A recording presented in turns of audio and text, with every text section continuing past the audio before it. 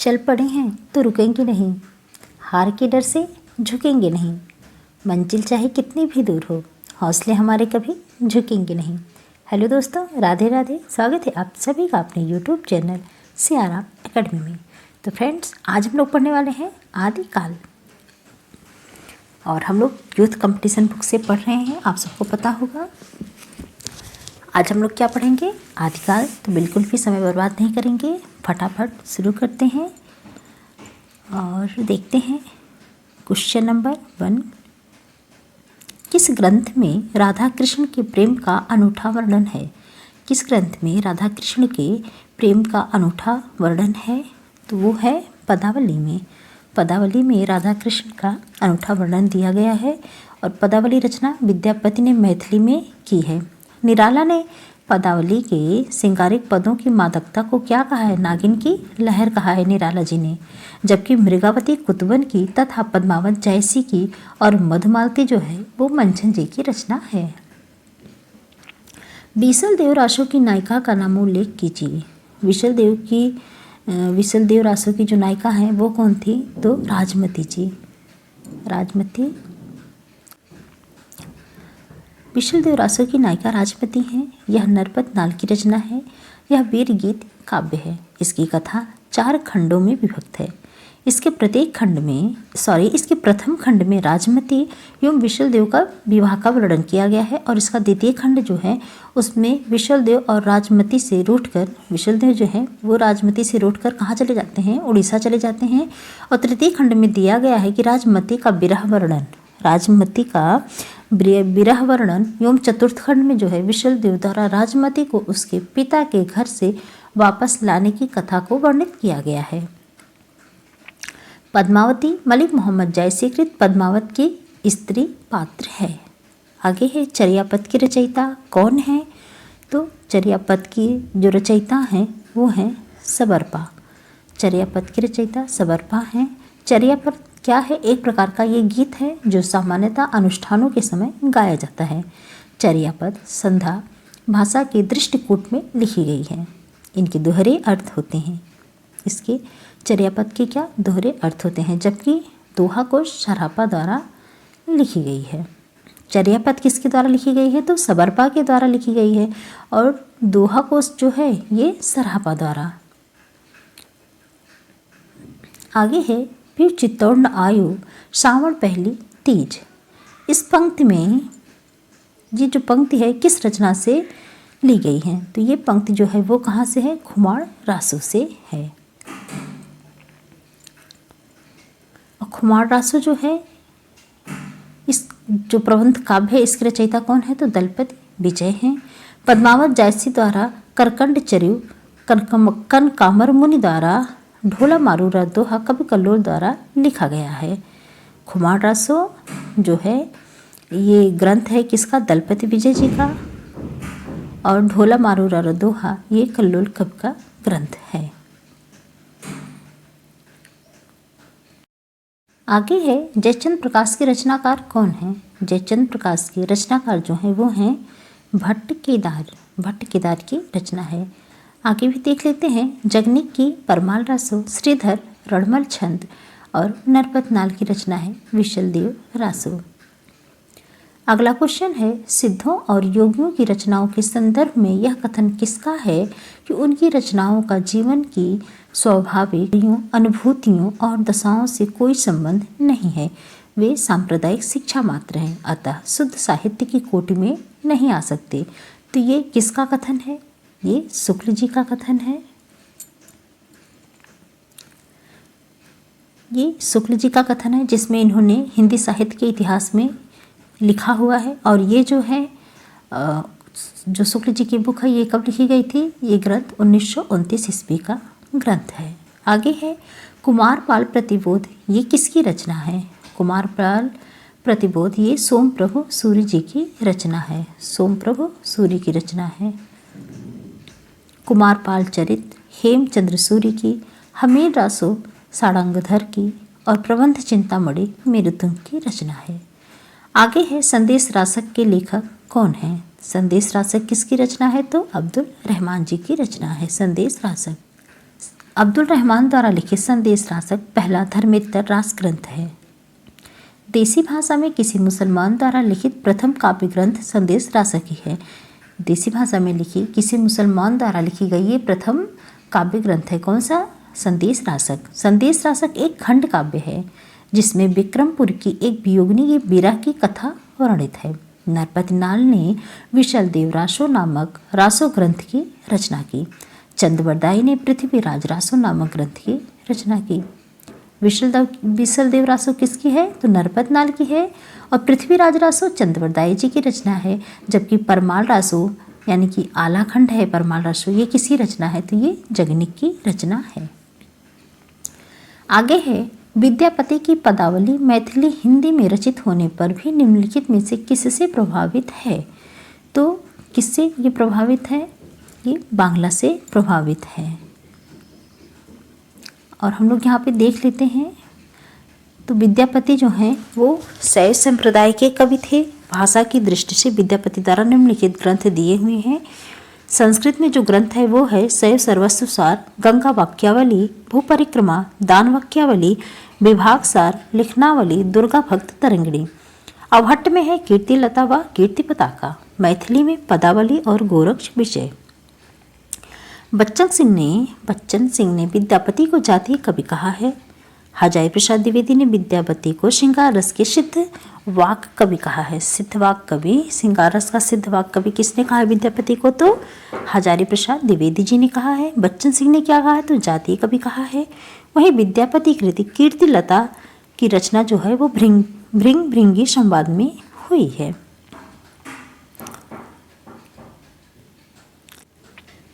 आगे है भला हुआ जो मारिया बहड़ी हमारा कंतु। ये जो है किसकी पंक्ति है, किस कवि की? तो ये जो पंक्ति है ये है हेमचंद्र जी की। हेमचंद्र जी गुजरात के सोलंकी राजा सिद्धराज जयसिंह और उनके भतीजे कुमारपाल के दरबार में रहते थे। हेमचंद्र प्रसिद्ध जैनाचार्य थे और उनके व्याकरण ग्रंथ का नाम सिद्ध हेमचंद्र शब्दानुशासन है। हेमचंद्र का यह व्याकरण सिद्ध हेम नाम से प्रसिद्ध हुआ। आगे है सिद्ध हेम में संस्कृत, प्राकृतिक और अपभ्रंश तीनों का समावेश किया गया है। हेमचंद्र को प्रकृति का पाणिनि कहा जाता है। हेमचंद्र को किसका? तो प्रकृति का पाणिनि कहा जाता है। कुमारपाल चरित्र, योग शास्त्र, प्राकृतिक व्याकरण, देशी नाममाला कोश तथा छंदोनुशासन हेमचंद्र की महत्वपूर्ण रचनाएं हैं। सारंगधर पद्धति संस्कृत भाषा में लिखा गया पद्य कोश है। सोमप्रभु सूर्य ने कुमारपाल प्रतिबोध नामक एक गद्य पद्य में संस्कृत प्राकृतिक काव्य लिखा। कढ़ापा 84 सिद्धों में सर्वश्रेष्ठ विद्वान तथा सबसे बड़ी कवि थे। कढ़ापा जो थे वो 84 सिद्धों में थे और ये क्या सबसे बड़े कवि थे और सबसे जो है सर्वश्रेष्ठ विद्वान भी थे। कढ़ापा के गुरु का नाम क्या था? तो जलंधरपा था और ये बिहार के सोमपुरी नामक स्थान में रहते थे। आगे है आदिकाल को चारण काल। इनमें से किस साहित्य इतिहास लेखक ने कहा था? आदिकाल को चारण काल किसने कहा था? तो आदिकाल को जो है वो चारण काल कहा था डॉक्टर रामकुमार वर्मा जी ने। डॉक्टर रामकुमार वर्मा जी ने आदिकाल को चारण काल कहा था। फिर है और भी नामकरण देख लेते हैं।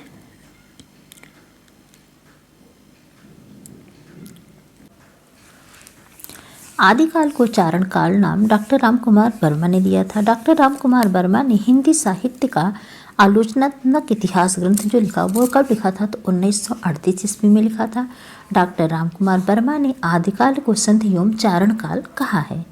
डॉक्टर मोहन अवस्थी ने आदिकाल को क्या कहा है? तो आधार काल कहा है। और शिव सिंह सेंगर ने शिव सिंह सरोज को कब लिखा था? तो ये इतिहास ग्रंथ 1883 ईस्वी में लिखा गया था। आदिकाल के बाकी नामकरण को देख लेते हैं। चारण काल किसने कहा था? तो जॉर्ज गियर्सन जी ने कहा था। आरंभिक काल किसने कहा था? तो मिश्र बंधुओं ने कहा था। बीज बपन काल महावीर प्रसाद द्विवेदी ने कहा था। वीरगाथा काल आचार्य रामचंद्र शुक्ल ने कहा था। आदिकाल हजारी प्रसाद द्विवेदी ने सिद्ध सामंत काल राहुल सांकृत्यायन जी ने कहा था। अमीर खुसरो हिंदी साहित्य के किस काल से संबंधित कवि हैं? अमीर खुसरो किससे संबंधित कवि हैं? तो वो आदिकाल से संबंधित कवि हैं। अमीर खुसरो का जो समय है वो 1253 से 1325 ईस्वी के बीच है। इनका वास्तविक नाम अबुल हसन था। अमीर खुसरो निजामुद्दीन औलिया के शिष्य थे। अमीर खुसरो को खड़ी बोली हिंदी का आदि कवि कहा जाता है। खुसरो ने दिल्ली के सिंहासन पर 11 राजाओं का आरोहण देखा था। डॉक्टर ईश्वरी प्रसाद ने अमीर खुसरो को महाकवि या कवियों में राजकुमार की संज्ञा दी है। विद्वानों ने अमीर खुसरो द्वारा रचित ग्रंथों की संख्या 100 बताई है। इनके कुछ प्रमुख ग्रंथ इस प्रकार हैं: खालिक बारी, पहेलियाँ, मुकरियाँ, दो सुखने और गजल इत्यादि।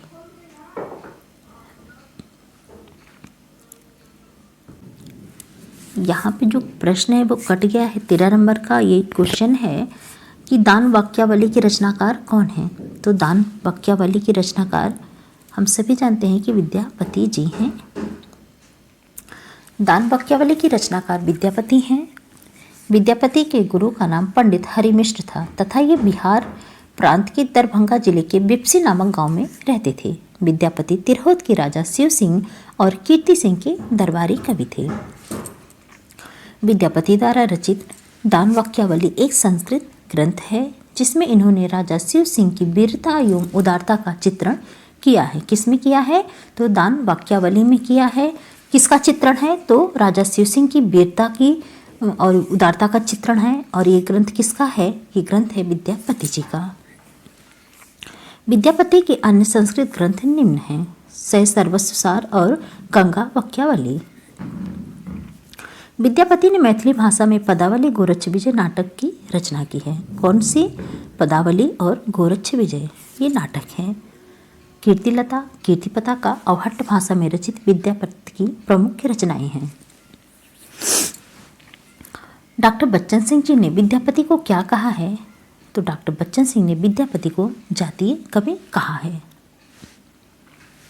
सूर्यकांत त्रिपाठी निराला ने पदावली के श्रृंगारिक पदों की मादकता को नागिन की लहर कहा है।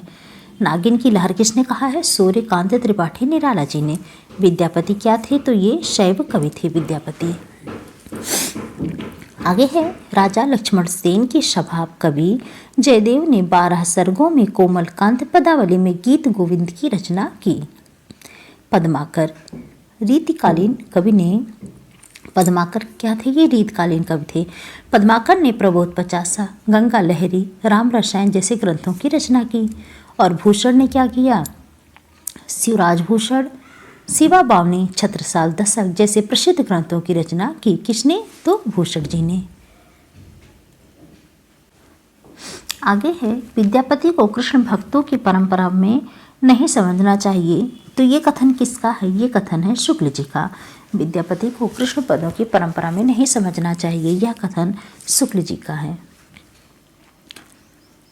आचार्य शुक्ल ने, ये इनका कथन है कि आध्यात्मिक रंग के चश्मे आजकल बहुत सस्ते हो गए हैं। उन्हें चढ़ाकर जैसे कुछ लोगों ने गीत गोविंद को आध्यात्मिक संकेत बताया है, जैसे वैसे ही विद्यापति के इन पदों को भी। तो ये किसने कहा है? शुक्ल जी ने कहा है। आगे है बच्चन सिंह ने विद्यापति को क्या कहा है? तो जातीय कवि कहा है। निराला ने पदावली के श्रृंगारिक पदों की मादकता को नागिन की लहर कहा है। महामहोपाध्याय हरप्रसाद शास्त्री विद्यापति को पंचवेदोपासक स्वीकार किया है। हजारी प्रसाद द्विवेदी ने विद्यापति को श्रृंगार रस के सिद्ध वाक्य कवि कहा है। हजारी प्रसाद द्विवेदी ने विद्यापति को क्या कहा है? तो श्रृंगार रस के सिद्ध वाक्य कवि कहा है।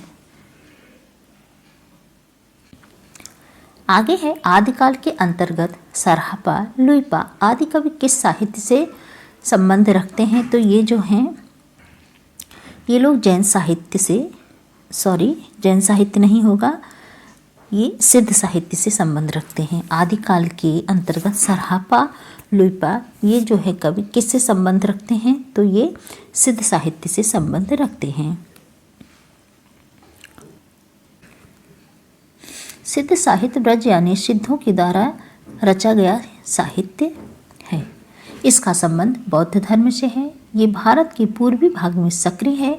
इनकी संख्या कितनी 84 मानी जाती है। सिद्धों की संख्या जो है वो 84 मानी जाती है, जिनमें से प्रमुख इस प्रकार हैं जैसे कि सरहापा, सबरपा, लुइपा, डोम्बिपा, कुक्कुरपा आदि प्रमुख हैं। सरहापा प्रथम सिद्ध कवि माने जाते हैं। राहुल सांकृत्यायन ने ही हिंदी का प्रथम कवि माना है। किसने? राहुल सांकृत्यायन जी। साधनावस्था से निकली सिद्धों की वाणी चर्या गीत कहलाती है। इसमें महासुखवाद द्वारा इस ईश्वर तत्व की प्राप्ति पर बल दिया गया है। सिद्ध साहित्य में लुइपा सर्वश्रेष्ठ माने जाते हैं।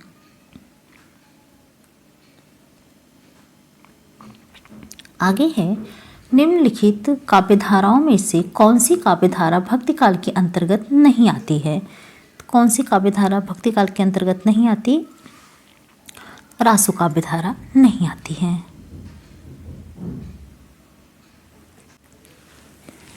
रासो काव्यधारा भक्ति के अंतर्गत नहीं आती है, बल्कि किसके अंतर्गत आती है, तो ये आदिकाल के अंतर्गत आती है।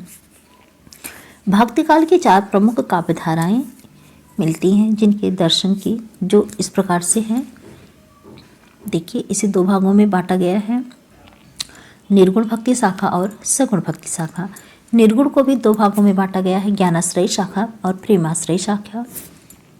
सगुण को भी 2 भागों में बांटा गया है, राम भक्ति काव्य और कृष्ण भक्ति काव्य।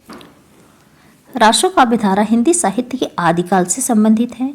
इसमें अधिकतर वीर गाथाएं ही हैं जो डिंगल भाषा में लिखी गई हैं।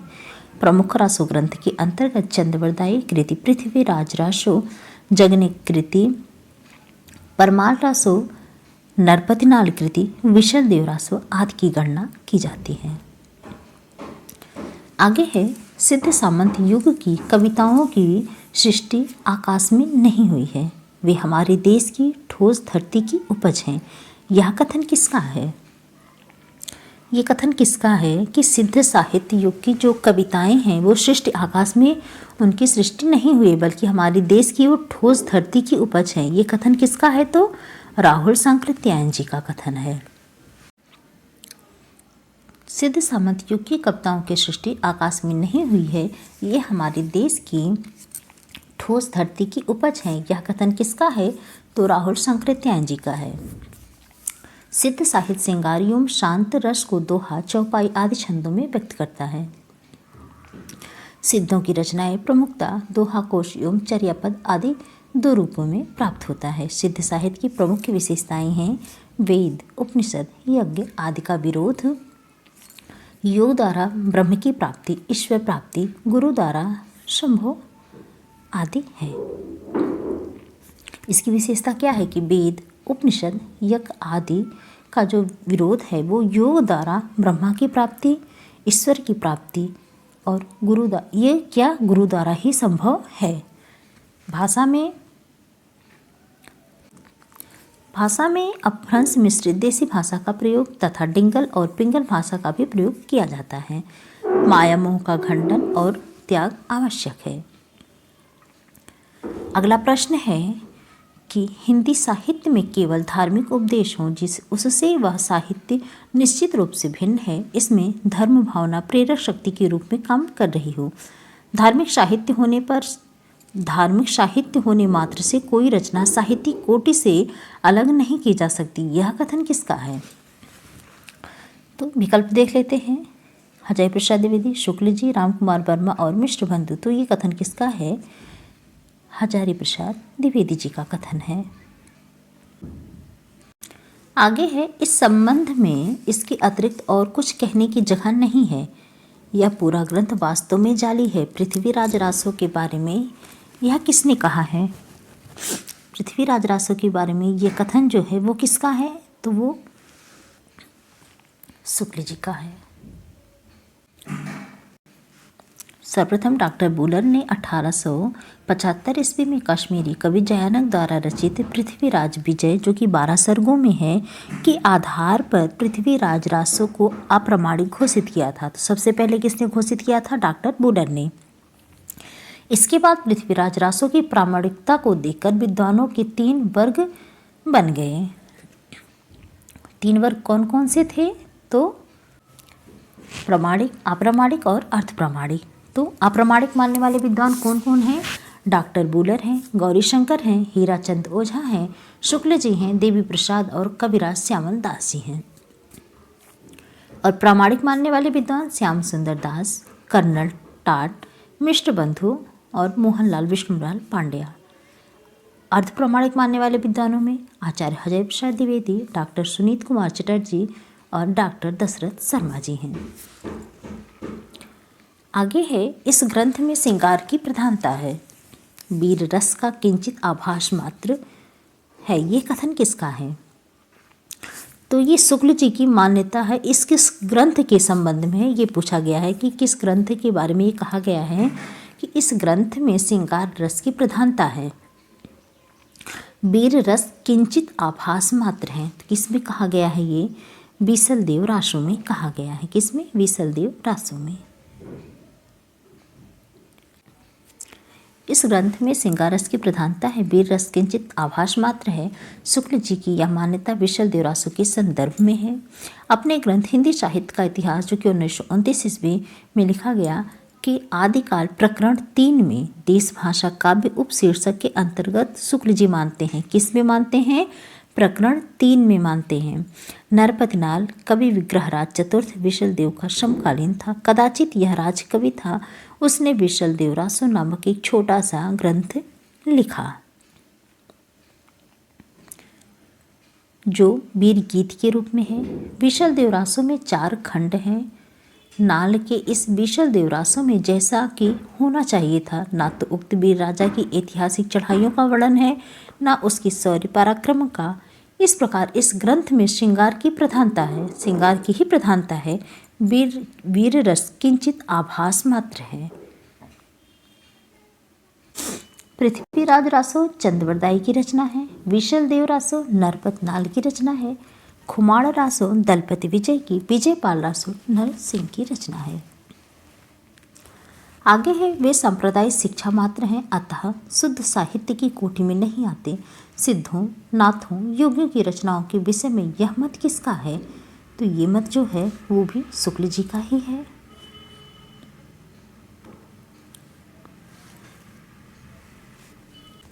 शुक्ल जी का मानना है कि सिद्धों, नाथों और योगियों की रचनाएं तांत्रिक विधान, योग साधना, आत्मनिग्रह, भीतरी चक्रों, अंतर्मुख साधना के महत्व आदि की सांप्रदायिक शिक्षा मात्र है। जीवन की स्वाभाविक अनुभूतियों और दशाओं से उनका कोई संबंध नहीं है, अतः वे शुद्ध साहित्य के अंतर्गत नहीं आती। उनको इसी रूप में ग्रहण करना चाहिए, जिस रूप में कि ज्योतिष, आयुर्वेद आदि के ग्रंथ।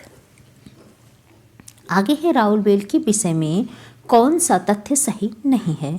तो कौन सा तथ्य सही नहीं है? इसमें राउल नामक नायक का शौर्य वर्णन है, ये कथन सत्य नहीं है। नहीं पूछा है तो ये कथन सत्य नहीं है। इसको भी देख लेते हैं, इसमें क्या है। यह 10वीं सदी के कवि रोड़ा की रचना मानी जाती है। कौन? राउल बेल, जिसका सर्वप्रथम प्रकाशन डॉक्टर भड़ानी ने भारतीय विद्या पत्रिका में करवाया।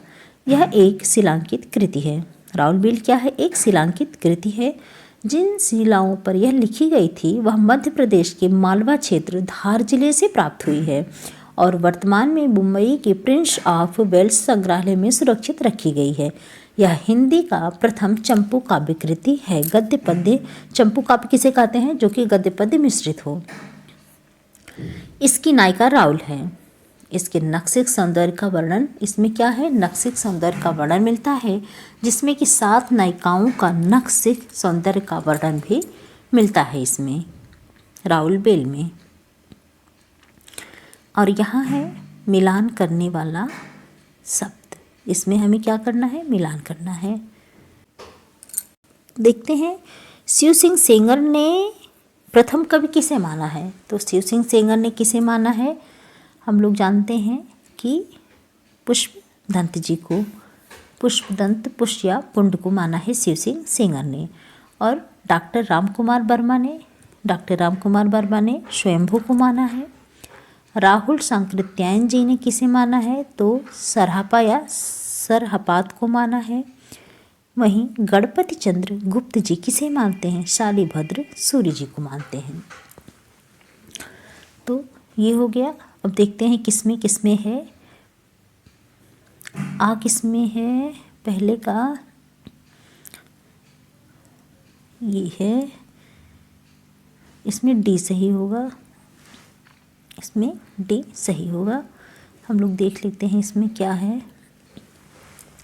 देखिए, मिश्र बंधु व शिव सिंह सेंगर ये पुष्पदंत पुष्य या पुंड को मानते हैं। डॉक्टर रामकुमार वर्मा स्वयंभू को मानते हैं। और डॉक्टर नगेंद्र और राहुल सांकृत्यायन सरहापा को मानते हैं। गणपति चंद्रगुप्त शालिभद्र सूरी को मानते हैं। हजारी प्रसाद द्विवेदी अब्दुल रहमान को मानते हैं। जयदेव सिंह व माता प्रसाद गुप्त ये गोरखनाथ को मानते हैं। और चंद्रधर शर्मा गुलेरी राजा मुंज को मानते हैं प्रथम कवि। आगे फिर है, मिलान करने वाला ही है। श्रावकाचार किसकी रचना है? तो श्रावकाचार जो है वो देवसेन की रचना। अच्छा, श्रावकाचार किसकी रचना, इसमें कौन सा नहीं है ये मिलान करना है। श्रावकाचार नहीं है। श्रावकाचार किसकी है? तो ये देवसेन की रचना है। फिर नेमिनाथ रास सुमतगढ़ की नहीं है। नेमिनाथ रास किसकी है? तो ये है सुमत की रचना है। ये सुमति। फिर है भारतेश्वर बाहुबली, तो ये भी शालिभद्र सूरी की ही रचना है। रेवंत गिरी किसकी रचना है? तो रेवंत गिरिरास ये भी तो किसकी है? जिन धर्म सूरी की रचना है। तो जिन धर्म सूरी की रचना नहीं है। ये किसकी रचना है? विजय सेन सूरी की है। तो यही हमारा डी गलत है, गलत है ये किसकी रचना है? जिन धर्म सूरी की रचना है। श्रावकाचार देवसेन की रचना है। नेमिनाथ रास सुमतगढ़ की रचना है। भारतेश्वर बाहुबली रास शालिभद्र सूरी की रचना है। और रेवंत गिरी रास विजय सेन सूरी की रचना है। ये विजय सेन सूरी की रचना है, जिन धर्म सूरी की रचना नहीं है।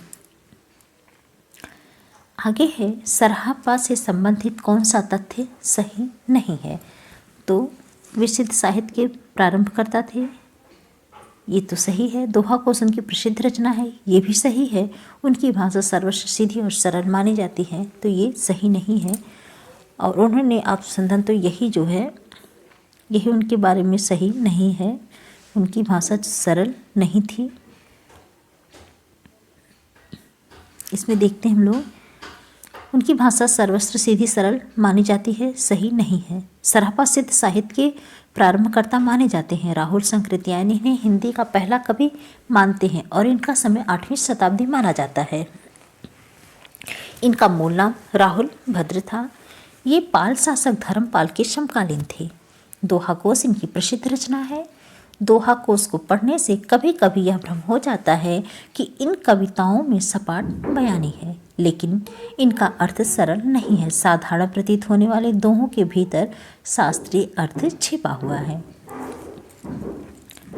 26 नंबर का क्वेश्चन है, शंकराचार्य के बाद इतना प्रभावशाली और इतना महिमान्वित महापुरुष भारतवर्ष में कोई दूसरा नहीं हुआ। हजारी प्रसाद द्विवेदी का यह कथन किसके लिए है? तो ये जो कथन है हजारी प्रसाद द्विवेदी का, ये है गोरखनाथ के लिए। गोरखनाथ के बारे में उन्होंने कहा है। गोरख जगाए जो भक्ति भगाए रोग तुलसीदास की है। सिद्ध संप्रदाय का विकसित और परिवर्तित रूप ही नाथ संप्रदाय है। नाथ ही एक विशेष वेशभूषा धारण करते थे, जिसमें मेखला, भृंगी, गुदड़ी, खप्पर, कर्णमुखा, झोला आदि होते थे। यह कान छेद कर बड़े बड़े कुंडल पहनते थे, इसीलिए इन्हें कनफटा योगी कहा जाता था। गोरक्ष सिद्धांत संग्रह में गोरखनाथ को ईश्वर की संतान के रूप में संबोधित किया गया है। किसमें? गोरक्ष सिद्धांत संग्रह में। गोरखनाथ का समय डॉक्टर राहुल शंकराचार्य ने 845 ईस्वी माना है। गोरखनाथ की प्रमुख रचनाएं हैं। डॉक्टर हजारी प्रसाद द्विवेदी ने गोरखनाथ के 28 ग्रंथों का उल्लेख किया है, जिनमें से ये प्रमुख हैं। कौन कौन से हैं? तो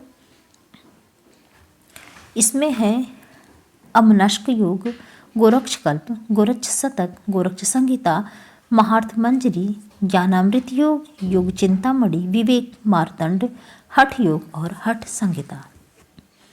27 नंबर का क्वेश्चन है, डॉक्टर दशरथ शर्मा आदि कुछ विद्वान पृथ्वीराज रासो के किस संस्करण को मूल रासो मानते हैं? तो किसे मानते हैं? सबसे छोटा संस्करण जो कि 1300 छंदों का है, यह है पृथ्वीराज रासो का, जिसे कि मूल रासो मानते हैं। कौन? डॉक्टर दशरथ शर्मा जी।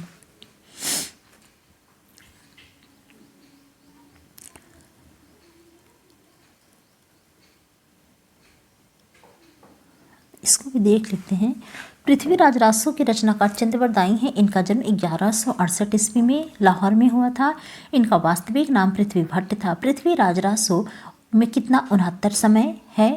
ये 69 समय में विभाजित किया गया है। इसमें आदि पर्व समय, 10वां का समय, 20वां समय, 10वां समय, 20वां समय, 20वां समय पद्मावती समय है, 57वां समय जिसमें कैमास का वध है, सर्वाधिक मार्मिक समय है ये, और 61वां समय जो कि है वो सबसे बड़ा समय है, कत्र उच्च समय, और 65वां समय विवाह समय है, 69वां समय है महोबा युद्ध का समय जो कि प्रमुख है।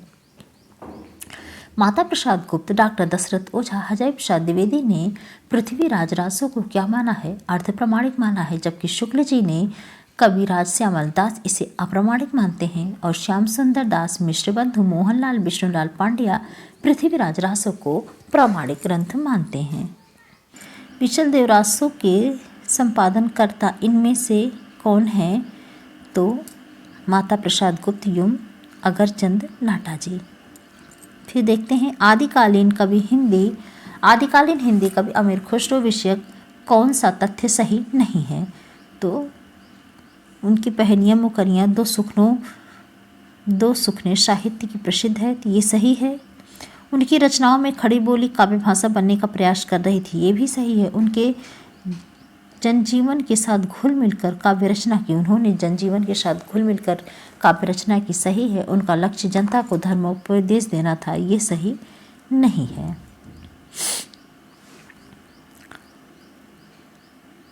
अमीर खुसरो का जन्म 1253 ईस्वी में आधुनिक एटा उत्तर प्रदेश के पटियाली गांव में माना जाता है। इनकी पहेलियाँ, मुकरियाँ और दो सुखने आदि साहित्य में प्रसिद्ध हैं। इन्हें खड़ी बोली का प्रथम कवि भी माना जाता है। इन्हें तूतीय हिंद या हिंद का तोता कहा जाता है। इन्हें सितार के आविष्कार का श्रेय भी दिया जाता है। किसको? आमिर खुसरो जी को। और इनका जन्म कब हुआ था? 1253 ईस्वी में हुआ था। इनकी जो प्रमुख रचनाएं हैं कौन कौन सी हैं? पहेलियाँ हैं, मुकरियाँ हैं, दो सुखने एवं गजल हैं। आगे है, शुक्ल जी के अनुसार किस रचना के आधार पर विद्यापति को मैथिल कोकिल कहा गया? तो किसके आधार पर कहा गया? कि पदावली के आधार पर कहा गया। शुक्ल जी ने पदावली के आधार पर विद्यापति को मैथिल कोकिल कहा है। विद्यापति की प्रमुख रचनाएं हैं लिखनावली, पुरुष परीक्षा, दानवाक्यावली, गया, पत्रलक, वर्णकृति, दुर्गा भक्त, तरंगणी, गंगा वाक्यावली। अच्छा, ये अवहट्ट भाषा की रचनाएं हैं कीर्तिलता और कीर्तिपताका। उसके बाद है मैथिली भाषा की रचना, तो पदावली और गोरज विजय है। दुर्गा भक्त तरंगणी विद्यापति के पिता गणपति ठाकुर की अधूरी रचना है। दुर्गा भक्त तरंगणी जो है वो विद्यापति के जो पिता थे गणपति ठाकुर, उनकी क्या है? अधूरी रचना है, जिसे विद्यापति ने पूर्ण किया। कीर्तिलता विद्यापति की पहली रचना मानी जाती है। कीर्तिलता जो है वो विद्यापति की पहली रचना मानी जाती है, जिसे हजारी प्रसाद द्विवेदी ने भृगभृंगी संवाद माना है। विद्यापति की पदावली विद्यापति की पदावली की भाषा जो एक गीति काव्य है। सूर्यकांत त्रिपाठी निराला ने पदावली के श्रृंगारिक पदों की मादकता को नागिन की लहर कहा है। इसी रचना के आधार पर विद्यापति को मैथिल कोकिल कहा जाता है। विद्यापति की अन्य उपाधियां जो उन्हें दी गई वो हैं अभिनय जयदेव, राजा शिव सिंह द्वारा दिया गया था, कवि शेखर, खेलन कवि, वह संधि के कवि, कवि कंठाहार, दशावधान। ये सब क्या है? इनकी उपाधियां हैं जो कि विद्यापति जी को दी गई थी। इसे कौन सा विवरण सही नहीं है? कौन सा सही नहीं है?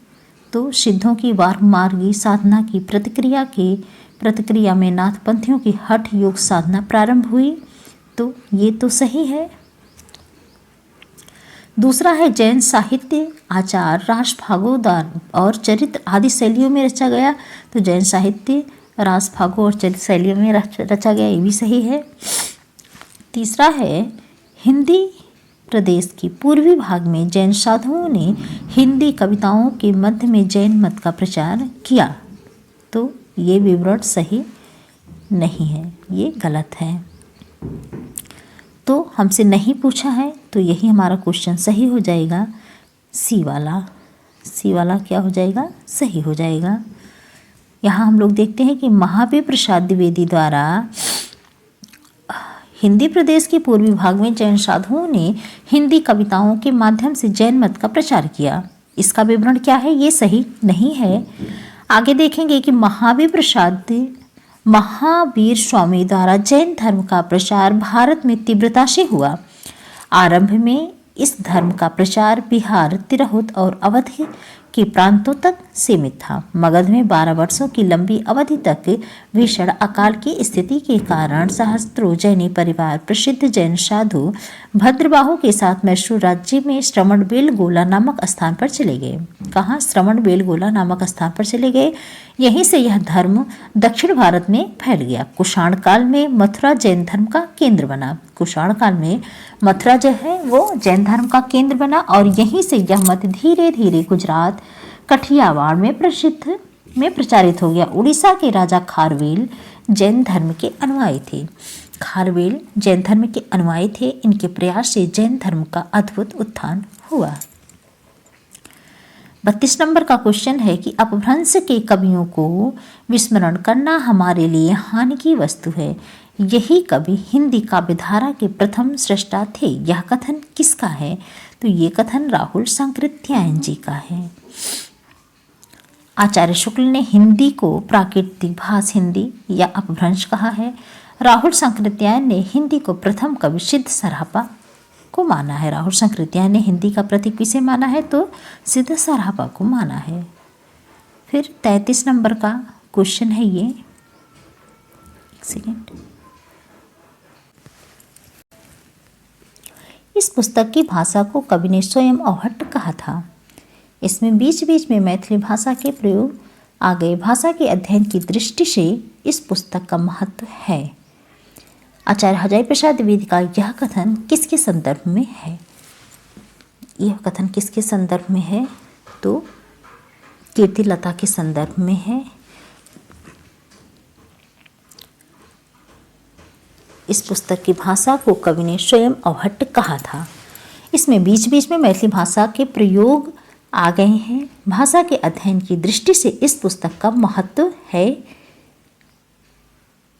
तो ये हजारी प्रसाद द्विवेदी ने कीर्तिलता के बारे में कहा है। कीर्तिलता विद्यापति की ऐतिहासिक रचना है। कीर्तिलता को विद्यापति ने कहानी कहा है। कीर्तिलता और कीर्तिपताका इनकी अवहट्ट रचनाएं हैं। इनमें इनके आश्रयदाता कीर्ति सिंह एवं शिव सिंह की वीरता एवं उदारता का वर्णन है। विद्यापति का समय है 1350 से 1450। इनकी प्रमुख रचनाएं हैं भू परिक्रमा, पुरुष परीक्षा, लिखनावली, दान वाक्यावली, गंगा वाक्यावली, दुर्गा भक्त तरंगड़ी, गोरक्ष विजय, कीर्तिलता, कीर्तिपताका, पदावली। वर्ण रत्नाकर के रचनाकार ज्योतिषवर ठाकुर जी हैं। आगे है साधारणतः सन ईस्वी की 10वीं से लेकर 14वीं शताब्दी के काल को हिंदी साहित्य का आदिकाल कहा जाता है। हिंदी के प्रारंभिक काल विषयक यह कथन किस विद्वान का है? तो ये कथन किसका है? अजय प्रसाद द्विवेदी जी का कथन है। हिंदी के प्रारंभिक काल विषयक उपर्युक्त कथन अजय प्रसाद द्विवेदी जी का है। हिंदी साहित्य के इतिहास में 10वीं शताब्दी से लेकर 14वीं शताब्दी के मध्य तक के काल को आदिकाल कहा जाता है। इस युग का नाम डॉक्टर अजय प्रसाद द्विवेदी से मिला है। रामचंद्र शुक्ल ने आदिकाल को वीरगाथा काल तथा डॉक्टर रामकुमार वर्मा ने चारण काल की संज्ञा दी है। डॉक्टर नगेंद्र के अनुसार वास्तव में आदिकाल ही एक ऐसा नाम है जिसे किसी न किसी रूप में सभी इतिहास साहित्यकारों ने स्वीकार किया है। अगला है 35 नंबर का कि चौपाई दोहे का सबसे पुराना प्रयोग शायद यही है। जो कुछ पुराना साहित्य उपलब्ध है उससे लगता है कि पूर्वी प्रदेश के बौद्ध सिद्धों ने ही इस शैली में लिखना शुरू किया था। यह कथन किसका है? ये कि चौपाई दोहे का सबसे पुराना प्रयोग शायद यही है। जो कुछ पुराना साहित्य उपलब्ध है उससे लगता है कि पूर्वी प्रदेश के बौद्ध सिद्धों ने इस शैली में ही लिखना शुरू किया था। यह कथन किसका है? तो ये कथन जो है वो हजारी प्रसाद द्विवेदी जी का है।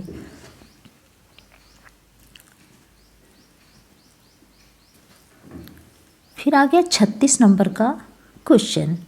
इसमें भी क्या करना है? हमें मिलान ही करना है। चंदन बाला रास। चंदन बाला रास ये किसकी रचना है? तो चंदन बाला रास जो है ये अशोक की रचना है। अशोक कब की? शालिभद्र शूरी। शालिभद्र शूरी ये किसकी रचना है? तो ये है जिनधर्म सूरी की। सुमेलित नहीं है, सुमेलित नहीं है। तो ये देखिए फिर से ये क्वेश्चन पीछे आया हुआ था और यही गलत है, बी नंबर का गलत है। बाकी उक्त व्यक्ति प्रकरण जो है ये दामोदर की ही रचना है और बड़ रत्नाकर ज्योतिष ठाकुर की, ये सही है। ये गलत है। शालिभद्र सूरी की रचना विजय सेन सूरी नहीं है, बल्कि शालिभद्र सूरी की जो रचना है वो किसकी है? सॉरी उक्ति, हाँ, स्थूलीभद्र रास जो है ये इनकी नहीं है। ये किसकी है? जिनधर्म सूरी जी की रचना है। इसमें क्या है? विजय सेन सूरी है, जबकि ये किसकी है? जिनधर्म सूरी की। तो ये गलत है, नंबर बी। यहाँ दिया है अशोक कब चंदन बाला रास की है, जिनधर्म सूरी की रचना है स्थूलीभद्र रास, विजय सेन सूरी की है रेवंत गिरी रास, दामोदर पंडित की है उक्ति व्यक्ति प्रकरण और ज्योतिष ठाकुर की है वर्ण रत्नाकर। आगे है कुवलयमाला कथा के लेखक कौन है? कुवलयमाला किसकी रचना है? तो अद्वैतन सूरी जी की ये रचना है। धर्मसूरी ने जम्बू स्वामी रास की रचना की थी तथा सोम प्रभु सूरी ने कुमार पाल प्रतिबोध की रचना की थी। सोम प्रभु सूरी की रचना कुमार पाल प्रतिबोध है। मुनिजिन विजय ने शालिभद्र सूरी रचित भारतेश्वर बाहुबली रास को हिंदी जैन रास परंपरा का आदि काव्य माना है। कुवलयमाला की रचना अद्वैतन सूरी ने जालौर में रहकर सन 778 ईस्वी के आसपास की थी, जो कि प्राकृतिक ग्रंथ है। पुष्यपुंड को हिंदी का प्रथम कवि किस आलोचक ने माना था? तो पुष्यपुंड को शिव सिंह सेंगर ने प्रथम कवि माना था। पुष्यपुंड को हिंदी का प्रथम कवि शिव सिंह सेंगर ने माना था। वहीं राहुल सांकृत्याय ने 7वीं शताब्दी यानी कि 769 ईस्वी के कवि सरहापाद को डॉक्टर गणपत चंद्र गुप्त ने शालिभद्र सूरी को हिंदी का प्रथम कवि माना। मिश्र बंधुओं ने गोरखनाथ को हिंदी का प्रथम गद्य लेखक माना है। मिश्र बंधुओं ने किसी गोरखनाथ जी को हिंदी का प्रथम गद्य लेखक माना है। डॉक्टर रामकुमार वर्मा ने स्वयंभू को हिंदी का प्रथम कवि माना है और आचार्य रामचंद्र शुक्ल ने राजा मुंज से हिंदी साहित्य का आरंभ माना है। 39 नंबर का क्वेश्चन है कि रत्नाकर जोपम कथा पुस्तक का संबंध किससे है? तो ये कथन इसका संबंध ब्रजयानी सिद्धों से है। रत्नाकर जोपम कथा पुस्तक का संबंध किससे है? तो ब्रजयानी सिद्ध से है।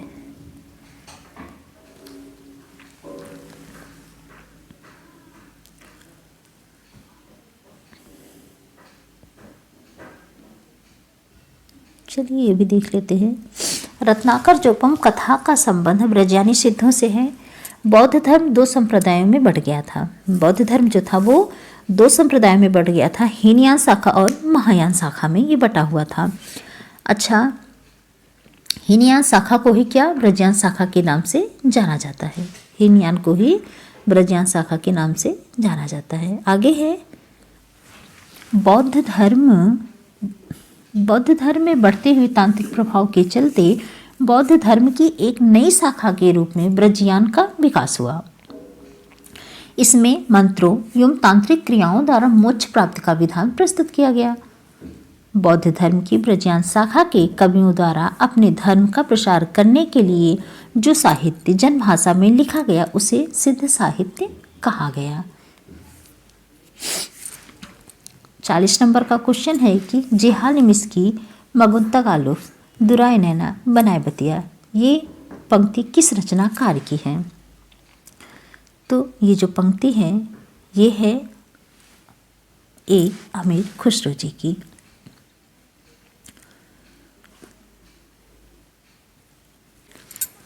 अमीर खुसरो को तूतीय हिंद अर्थात हिंद का तोता कहा जाता है। खुसरो की प्रमुख रचनाएं खाली बारी, पहेलियाँ, मुकरियाँ, दो सुखने, गजल आदि हैं। कबीर की प्रसिद्ध पंक्ति जब मैं था तब हरि नहीं, अब हरि है मैं नाही, ये कबीर की पंक्ति है। वहीं रज्जब दादू दयाल के प्रिय शिष्य थे, जिस पर रज्जब ने एक दोहा लिखा था, दाई जैसा गुरु मिला शिष्य रजबसा जाड़। किसने लिखा था? तो ये जो है लिखा था रज्जब ने, जो कि दादू दयाल के प्रिय शिष्य थे रज्जब, उन्होंने ये दोहा लिखा था। आगे है मलिक मोहम्मद जैसी प्रमुख सूफी कवि हैं। मलिक मोहम्मद जैसी जो हैं वो क्या है? प्रमुख सूफी कवि हैं, जिन्होंने पद्मावत जैसे महाकाव्य की रचना की थी। तो पद्मावत जो है वो किसकी रचना? मलिक मोहम्मद जैसी की। मलिक मोहम्मद कैसे कवि थे? तो ये सूफी कवि थे। जैसी जी की अन्य प्रमुख रचनाएं और कौन सी हैं? अखरावट, आखिरी कलाम, कहरनामा और चित्ररेखा। अखरावट, आखिरी कलाम, कहरनामा और चित्ररेखा, ये क्या है? जैसी जी की प्रमुख रचनाएं हैं। 41 नंबर का क्वेश्चन है कि निर्भय भीम व्यायोग के लेखक कौन है? निर्भय भीम व्यायोग के लेखक कौन हैं? तो इसके लेखक हैं वो हैं रामचंद्र सूरी जी। रामचंद्र सूरी जी हैं। निर्भय भीम व्यायोग के लेखक रामचंद्र सूरी हैं। यह एक रूपक ग्रंथ है। इसमें भीम द्वारा वनवास के बकासुर को मारने की कथा है। भीम ने वनवास के दौरान बकासुर को जो मारा था उसी का कथा इसमें बताया गया है। वनमाला, नाटिका, मल्लिका मकरंद प्रकरण, यदुविलास नाटक, रघुविलास नाटक रामचंद्र सूरी के अन्य रूपक ग्रंथ हैं। कौन कौन से? तो वनमाला नाटिका, मल्लिका मकरंद प्रकरण, यदुविलास नाटक, रघुविलास नाटक रामचंद्र सूरी के अन्य रूपक ग्रंथ हैं। रामचंद्र सूरी जैन आचार्य थे। इनका समय संवत 1145 ईस्वी से 1230 ईस्वी का है। इन्होंने संस्कृत में 11 नाटक लिखे थे। कितने नाटक? 11 नाटक लिखे थे। इनके गुरु का नाम हेमचंद्र था। 42 नंबर का क्वेश्चन है, निम्नलिखित में से कौन सा नाम सिद्ध परंपरा की योगिनियों का नहीं बल्कि योगी का है? ये योगिनी के नाम नहीं है, ये किसका नाम है? तो योगी का नाम है। और वो कौन है? पुतलिपा। पुतलिपा जो है ये एक योगी हैं। पुतलिपा सिद्ध परंपरा के अंतर्गत 78वें सिद्ध थे, जो कि एक योगी थे। शेष विकल्पों में मणिभद्रपा, कनकलपा और लक्ष्मीकारा, ये क्या है? सिद्ध योगिनियाँ हैं। और सिद्ध साहित्य का समय 8वीं से 13वीं शताब्दी तक माना जाता है। इनका संबंध बौद्ध धर्म की ब्रजयानी शाखा से माना जाता है। 43 नंबर का क्वेश्चन है, हिंदवी शब्द का सर्वप्रथम प्रयोग किस इतिहासकार ने किया था? हिंदवी शब्द का सर्वप्रथम प्रयोग किसने किया था? तो अबुल सईद जी ने किया था। किसने किया था? अबुल सईद ने किया था। हिंदवी शब्द का सर्वप्रथम प्रयोग अबुल सईद ने किया था। कुछ स्थानों पर इसका सर्वप्रथम प्रयोग अमीर खुसरो, जिनका जन्म समय क्या है 1253 से 1325 है, की पहेलियाँ तथा मुकरियों से माना जाता है। कुछ लोग किसको मानते हैं? आमिर खुसरो को मानते हैं, जबकि हिंदवी शब्द का प्रथम प्रयोग अबू सईद के द्वारा किया गया था। पर कुछ लोग किसको मानते हैं? आमिर खुसरो जी को मानते हैं। कलचुरी राजवंश की 7 नायिकाओं के नक्शिक वर्णन से संबंधित ग्रंथ है। तो कलचुरी राजवंश की जो 7 नायिकाओं का है नक्शिक वर्णन, वो किस ग्रंथ में है? तो वो जो ग्रंथ है वो है राउर बेली ग्रंथ में दिया हुआ है। कलचुरी राजवंश की 7 नायिकाओं के नक्शिक वर्णन से संबंधित ग्रंथ राउर बेली हैं। इसके रचनाकार रोड़ा कवि हैं। यह एक शिलांकित कृति के साथ साथ चंपू काव्य है, अर्थात गद्य पद्य मिश्रित रचना है। वर्तमान में यह कृति मुंबई के प्रिंस ऑफ वेल्स संग्रहालय में सुरक्षित है। उक्त व्यक्ति प्रकरण दामोदर द्वारा रचित हिंदी व्याकरण का प्रथम ग्रंथ है। दामोदर शर्मा द्वारा रचित उक्त व्यक्ति प्रकरण ये क्या है? हिंदी का प्रथम व्याकरण ग्रंथ है। इसका रचनाकाल 12वीं शताब्दी का पूर्वार्ध माना जाता है। वर्ण रत्नाकर के रचनाकार ज्योतिषवर ठाकुर जी हैं। इसकी भाषा मैथिली है। ठाकुर मिथिला के कर्नाटक वंश के राजा हरि सिंह देव की दरबारी कवि थे। कुवलय माला कथा के रचनाकार कौन है? आदित्य सूरी जी हैं। 45 नंबर का क्वेश्चन है, काम भाव और शरीर का सौंदर्य उनके यहाँ उत्सव रूप में है। विद्यापति के संदर्भ में यह कथन किसका है? तो काम भाव और शरीर का सौंदर्य यह कथन रामस्वरूप चतुर्वेदी जी का है। विद्यापति के बारे में उन्होंने कहा है। बाकी भी कथन हम देख लेते हैं। आध्यात्मिक रंग के चश्मे आजकल बहुत सस्ते हो गए हैं। उन्हें चढ़ाकर जैसे कुछ लोगों ने गीत गोविंद को आध्यात्मिक संकेत माना है, वैसे ही विद्यापति के इन पदों को भी। यह किसका कथन है? तो ये शुक्ल जी का कथन है। आगे है श्रृंगार रस के सिद्ध वाक कवि कौन है? तो हजारी प्रसाद द्विवेदी जी हैं। जातीय कवि बच्चन सिंह जी ने कहा है। मतलब ये कथन है कि श्रृंगार रस के सिद्ध वाक कवि किसने कहा है? तो ये कहा है हजारी प्रसाद द्विवेदी जी ने। और जातीय कवि कहा है बच्चन सिंह ने। किसे कहा है? तो ये विद्यापति जी के बारे में कहा है इन्होंने। 46 नंबर का क्वेश्चन है, अपभ्रंश में दोहा काव्य की परंपरा का आरंभ किस कवि ने किया था? अपभ्रंश में दोहा काव्य की परंपरा का आरंभ जो है वो किसने किया था? तो वो जो किया था जो इंदु जी ने किया था। अपभ्रंश में दोहा काव्य की परंपरा का प्रारंभ जो इंदु ने किया था। परमात्मा प्रकाश योग सार इनकी प्रमुख रचनाएं हैं। दोनों रचनाएं छठी सदी के धर्म दर्शन एवं इंद्रिय विग्रह को आधार मानकर लिखी गई हैं। हेमचंद्र अपने समय के सबसे प्रसिद्ध जैनाचार्य थे। इन्हें प्राकृतिका पाणि कहा जाता था। प्राकृतिका पाणि किसे कहा जाता था? तो हेमचंद्र जी को। इनके प्रमुख ग्रंथ हैं शब्दानुशासन, कुमारपाल चरित, योगसार, छंदो अनुशासन, देशी नाम माला, कोश।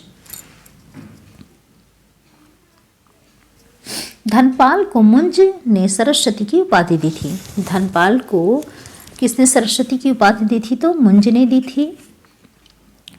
इसमें बहुविवाह के दुष्परिणाम, इनका जो ग्रंथ था वो था भविष्यत कहा। किसकी रचना थी? धनपाल की रचना थी भविष्यत कहा, जो कि 10वीं शताब्दी की है। और इसमें बहुविवाह के दुष्परिणाम के साथ साध्वी और कुटिल स्त्री का अंतर प्रकट किया गया है। किसमें? भविष्यत कहा में, जो कि किसकी रचना है? धनपाल जी की रचना है। और ये इसका समय क्या है? तो 10वीं सदी है। आगे है निम्नलिखित में से किस काव्यधारा में सहज भोग मार्ग से जीव को महासुख की ओर उन्मुक्त किया गया है? तो महासुख की ओर किसमें उन्मुक्त किया गया है? तो ये है सिद्ध साहित्य में। नंबर ए, सिद्ध साहित्य में। सिद्ध साहित्य में सहज भोग मार्ग से जीव को महासुख की ओर उन्मुक्त किया गया। सिद्ध साहित्य में सिद्धों में पंचमकार, मांस, मछली, मदिरा, मुद्रा, मैथुन की दुष्प्रवृत्ति देखने को मिलती है। साधना पद्धति में शिव शक्ति के युगल रूप की उपासना की जाती है। शिव शक्ति के युगल रूप की उपासना की जाती है। सिद्धों का चरम उत्कर्ष काल 8वीं से 10वीं शताब्दी के मध्य था। सिद्धों के विषय में सबसे पहली जानकारी ज्योतिषीय ठाकुर की जो रचना थी वर्ण रत्नाकर से मिलती है।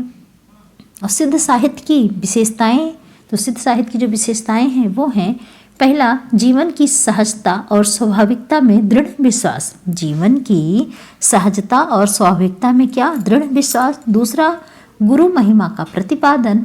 तीसरा है बाह्य आडंबरों पाखंडों की कटु आलोचना। चौथा है रहस्यात्मक अनुभूति और पांचवा है जनभाषा का प्रयोग। शुक्ल जी के अनुसार चंद्रवरदायी हैं।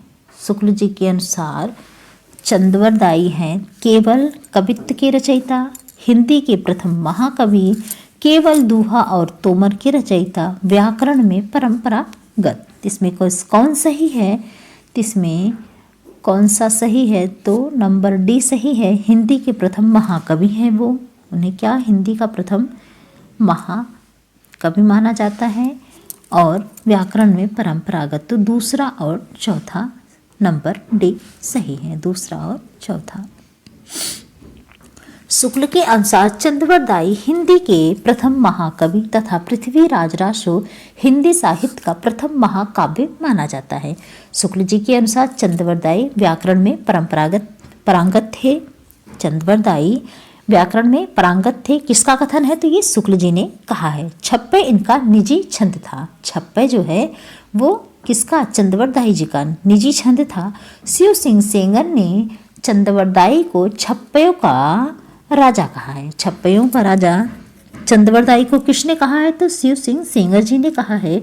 इनकी अधूरी कृति पृथ्वीराज रासो को इनके पुत्र जलहर ने पूरा किया था। पृथ्वीराज रासो को इनके पुत्र किसने? जलहर ने पूरा किया था। ये है 49 नंबर का क्वेश्चन। जन्म काल के अनुसार निम्नलिखित कवियों का सही क्रम है। तो इसमें सही क्रम, सबसे पहले किसका जन्म हुआ था? तो इसमें सबसे पहले सबसे बड़े कौन हैं? देखते हैं हम लोग इसमें कौन सा सही है। तो सबसे पहले स्वयंभू जी हुए थे, उसके बाद लुइपा जी थे, फिर पुष्पदंत थे और हेमचंद्र थे। स्वयंभू, लुइपा, तो पुष्पदंत और हेमचंद्र। तो इसमें स्वयंभू दूसरे नंबर पे, इसमें क्वेश्चन नंबर बी यही सही होगा। पहले कौन आएंगे? स्वयंभू आएंगे, फिर लुइपा आएंगे, उसके बाद पुष्पदंत और लास्ट में हेमचंद्र जी आएंगे। बी नंबर सही है। एक सेकेंड, ये देखिए सबसे पहले कौन? स्वयंभू 783 ईस्वी, फिर लुइपा, पुष्पदंत और 972 ईस्वी, हेमचंद्र 1088 ईस्वी। लुइपा का समय कहीं कहीं 773 भी माना जाता है, परंतु आयोग के अनुसार इसका उत्तर विकल्प बी है। 50 नंबर का क्वेश्चन है, आमिर खुसरो के बारे में सही तथ्य कौन सा है? इसमें आमिर खुसरो जी के बारे में बताना है कि सही तथ्य कौन सा है। उनका जन्म पटियाला में हुआ था। क्या ये सही है कि उनका जन्म जो है वो पटियाला में हुआ था? तो नहीं, ये गलत है। आगे है, वे निजामुद्दीन औलिया के शिष्य थे। हाँ थे।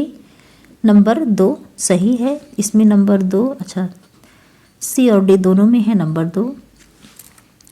उसके बाद है, वे ईरान और भारत के फारसी में लिखने वाले चोटी के कवियों में एक थे। क्या ये सही है? तीसरा वाला, तो हाँ ये भी सही है। उन्होंने कहा था कि मैं हिंदुस्तानी की तूती हूँ, मुझसे जो कुछ पूछना है तो ये फारसी में पूछो, नहीं हिंदी में ही पूछने के लिए बोला था, तो ये भी गलत ही है। इसमें नंबर सी सही है, ये वाला। एक सेकेंड, नंबर सी वाला, ये दूसरा और तीसरा यही सही है। आमिर खुसरो के बारे में सही तथ्य ये है कि निजामुद्दीन औलिया के वो शिष्य थे तथा ईरान और भारत के फारसी में लिखने वाले चोटी के कवियों में से एक थे। खुसरो का जन्म 1255 ईस्वी में एटा जिले में हुआ था। कहाँ हुआ था? एटा जिले में। और उसमें क्या था? पटियाला था। तो उनका पटियाला में नहीं, कहाँ हुआ था? एटा जिला में उनका जन्म हुआ था।